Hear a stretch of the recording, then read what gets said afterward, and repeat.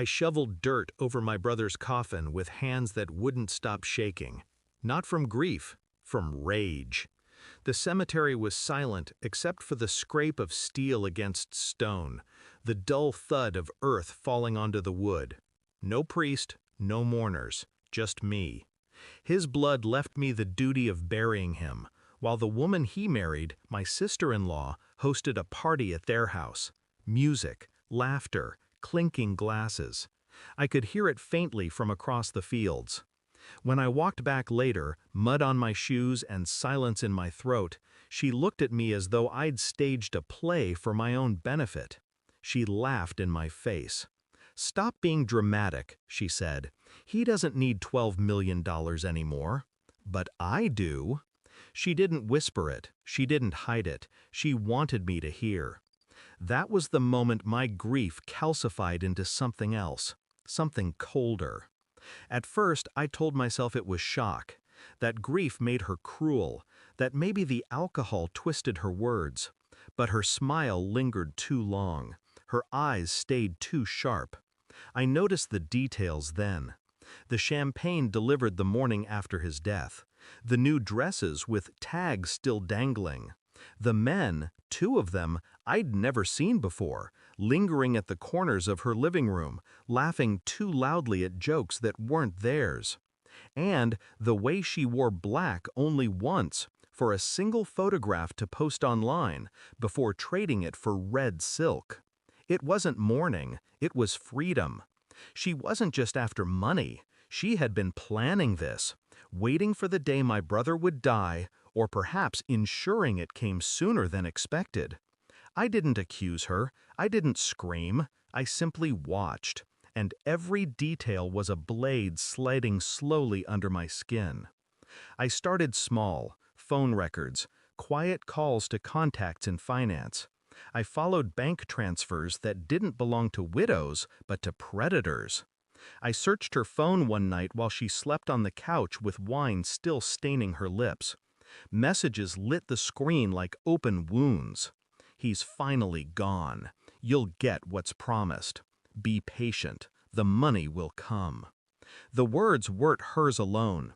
They belonged to a man she had been tethered to long before the funeral. I didn't tell anyone. I let her keep talking, keep spinning her web, while I quietly collected the strands she thought were invisible. DNA tests, papers signed behind her back, conversations recorded while she thought she was safe. I became a shadow in my own life, outwardly calm, inwardly counting every lie, every smirk, every glass of champagne raised to a life she had dismantled.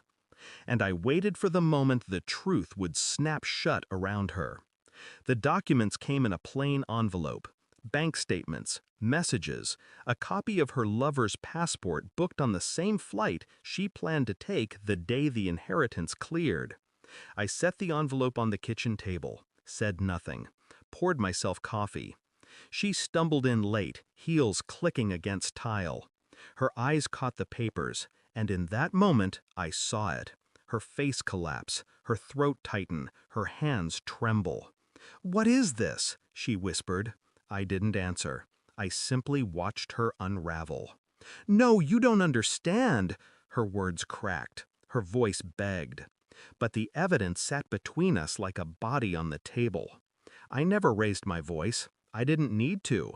My silence was louder than anything she could scream. I slid the envelope back toward me, folded it neatly, and smiled.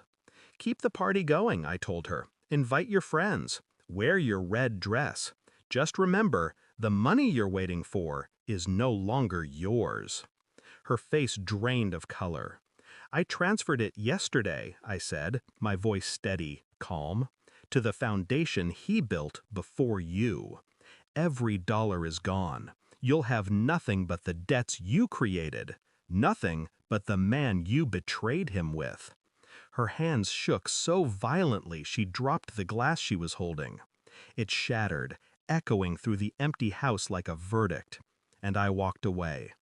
I stood outside as the night folded in, the house glowing behind me with false light. No tears, no pity, only clarity.